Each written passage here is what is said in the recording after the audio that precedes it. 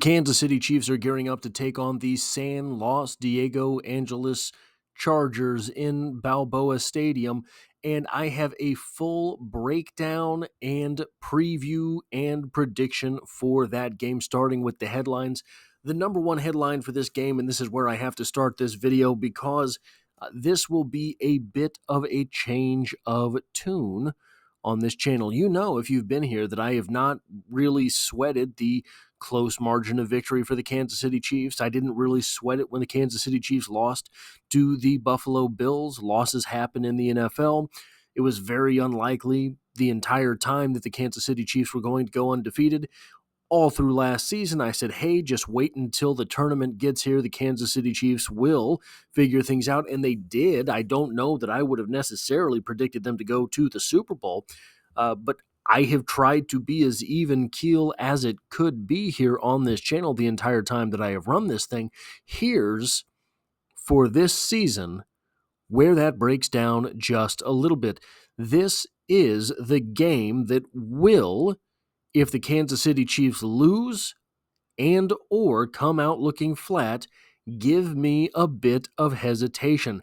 Everything is on the line with this game.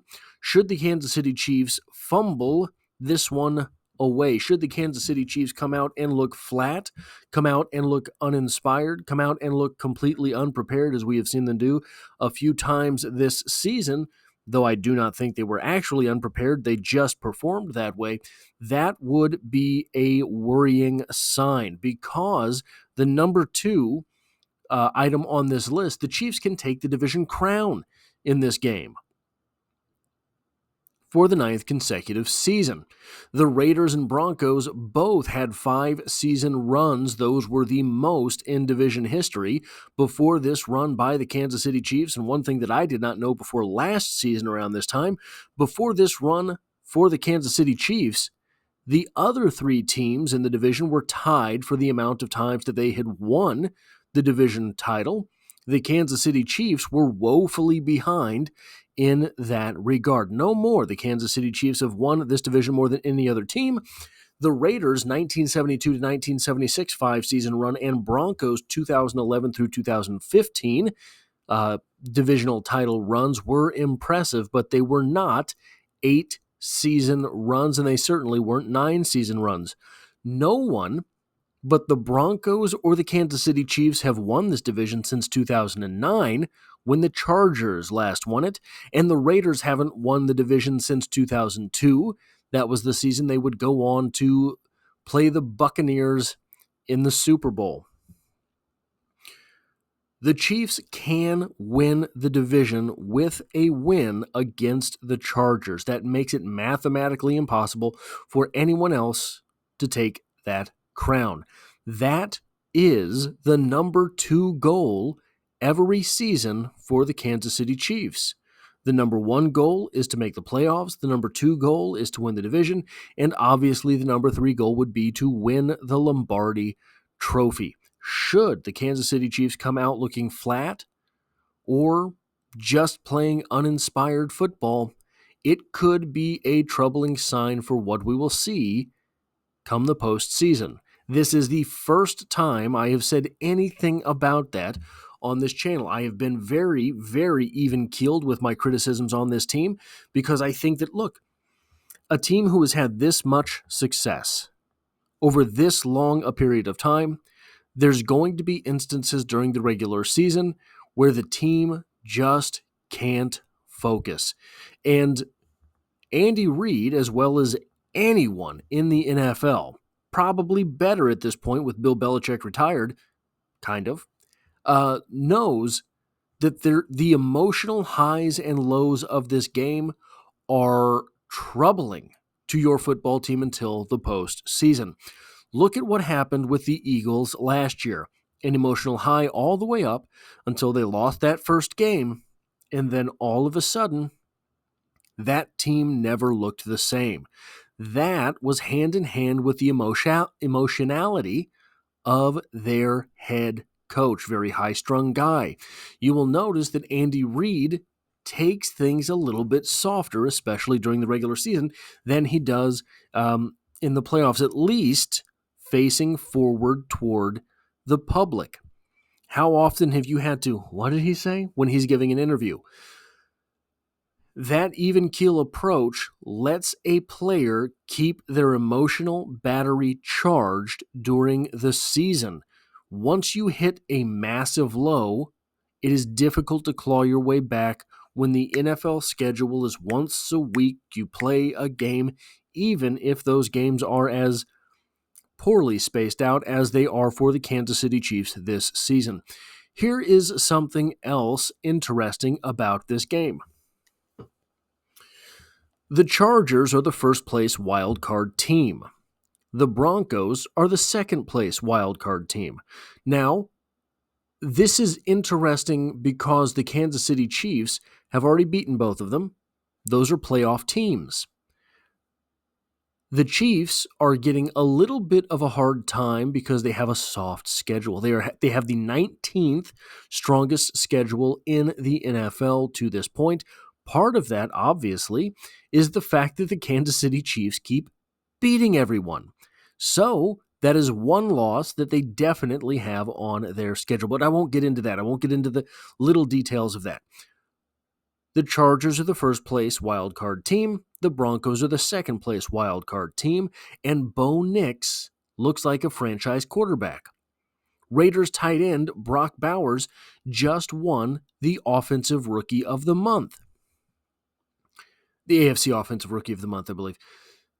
Do they do an overall NFL Offensive Rookie of the Month? I don't even know about that. I think it's just AFC and NFC. Anyway, Brock Bowers just won it. Part of this is the Kansas City Chiefs' very own doing. Bowers was the 13th overall pick. When was the last time the Kansas City Chiefs had the 13th overall pick? Bo Nix was the 12th overall pick. When was the last time the Kansas City Chiefs had the 12th overall pick? Justin Sherbert was the 6th overall pick. When was the last time the Kansas City Chiefs had the 6th overall pick? The Kansas City Chiefs have spent so long beating these other teams in their division into smithereens that they have had enough time to aggregate enough high draft picks that they've started to hit on a few. And there is a rising tide around the AFC West. This game will tell us whether the Kansas City Chiefs can really put that smack down and continue their reign over the West. Now, getting into the specifics of this game, what happens when the Kansas City Chiefs run the ball? Well, the Chargers, are 14th in the NFL, allowing 119.4 rushing yards per game. The Chiefs are 19th in the NFL, rushing for 111.8 yards per game. In the last matchup, Kareem Hunt went 14 for 69. That is a 4.9 yard average. That is a pretty good average. The Chargers are right in the middle of the NFL. The Chiefs are on the lower half of the NFL. But things are starting to look a little different from Kareem Hunt on a game-per-game basis. He is starting maybe to slow down a little bit just in time for Isaiah Pop Pacheco to return to the lineup. This should finally be the game where we see the full potential of the Pop and Thunk duo. I have no real pizzazz on that nickname, but Pop and Thunk was the best that I can do. I can't tell you how long I tried to think of something clever. But Isaiah Pacheco does pop off for longer runs, and Kareem Hunt does thunk right into people, fall forward, and does not lose yards. Should Andy Reid be able to figure out how to use both of these players in the proper measure, it could be absolutely devastating for teams heading into the final stretch of the season and into the playoffs, where running games really matter. What about the Kansas City Chiefs and when they throw the ball? The Chargers are actually 10th in the NFL, allowing 206.4 yards per game through the air. The Chiefs are 12th in the NFL, passing for 229.8 yards per game. The last time these two teams played, Mahomes went 19 of 29 for 245 yards, 1 touchdown, and 1 interception. Kelsey was the leading receiver, 7 receptions for 89 yards, but Xavier Worthy had 3 receptions for 73 yards, and that 1 touchdown from Patrick Mahomes. Patrick Mahomes was also sacked 3 times the last time these two teams faced each other. There is a new officer in town at that left tackle position that it seems we will see in the game versus the Chargers. Mahomes has looked increasingly good the past few weeks. He's still missing players once in a while. He's still making an erratic throw once in a while, though I think a lot of these are attributed to the wide receiver and the quarterback, or the tight end and the quarterback, just not being on the same page. There is something to be said for that offensive line and the effect that it has had on Mahomes' game so far this season. If Humphries is able to get on the field and make an actual difference at that left tackle position, we could start to see everything come together. I think regardless of what happens at the left tackle position, we have seen Mahomes, though frustrated, look better and better as the season has gone on. He is starting to trust Nuke Hopkins and just throw the ball up there sometimes. He's starting to get more reads on Xavier Worthy, not just the down the field stuff, across the field stuff. And Xavier Worthy is becoming a more dynamic part of the offense, despite not being a particularly explosive part of the offense. And I think we will see that continue. Well, what about when the Chargers have the ball? When the Chargers run, the Kansas City Chiefs are second in the NFL, or I believe the third.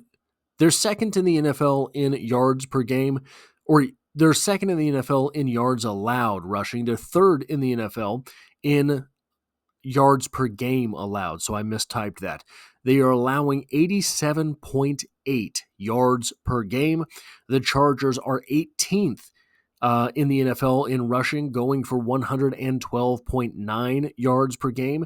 And the last time these two teams faced, it was J.K. Dobbins, who had 14 carries for 32 yards.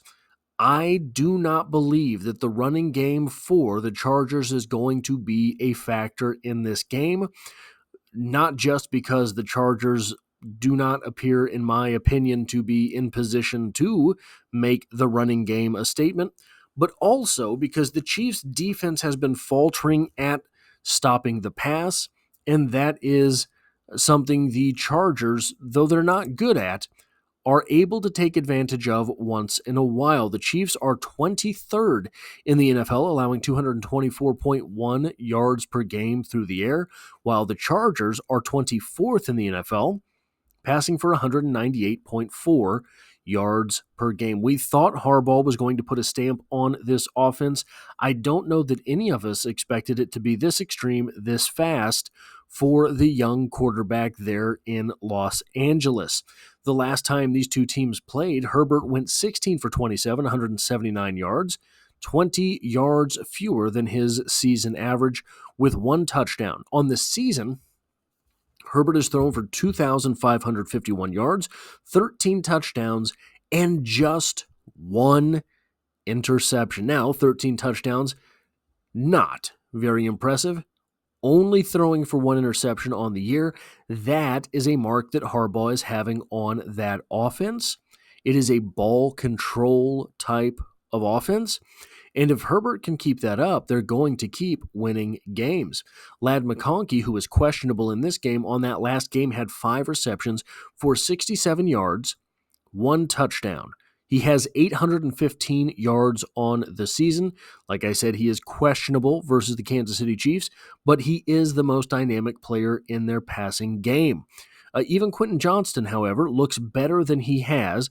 Does not look like a number 1, does not look like he should have been drafted where he was. I was wrong on that as well. I thought he was going to be good in the NFL, but he is having what looks to be a bit of a rebound in his sophomore season. The last time these two teams played, Chris Jones had 2 of his 5 sacks on the season. We should see the Kansas City Chiefs get after Justin Herbert, and with no small part of that being Charles Omenihu returning to the lineup. Charles Omenihu was limited through part of the week with a little bit of, I believe, tension in his knee, but that is to be expected, returning to a full contact sport after nearly a year of being on the sidelines. Now, I think that the Chiefs' passing defense is going to turn a corner versus the Chargers. This is basically tea leaves and chicken bones on my behalf.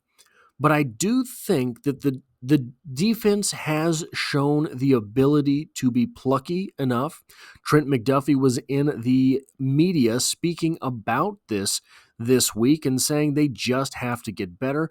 I don't think that this team is going to be intimidated by the Chargers, but I do think that they are going to I do think they are going to show the proper respect to Justin Herbert and the things of which he is capable, the things of what Justin Herbert is capable of doing, look, they're going to respect Justin Herbert, okay? And I think that means they are going to have a game plan focused on Justin Herbert, getting to Justin Herbert, and disrupting Ladd McConkey should he find himself on the field. That will be the Trent McDuffie matchup, in my opinion. Now, my prediction for this game, the Chargers will score 24 points and the Kansas City Chiefs will win by scoring 24.5 points. That is all I have for this video. If you like or appreciate what it is that I do here, hitting the like button really does help me out, as it tells YouTube to share this video with other Kansas City Chiefs fans.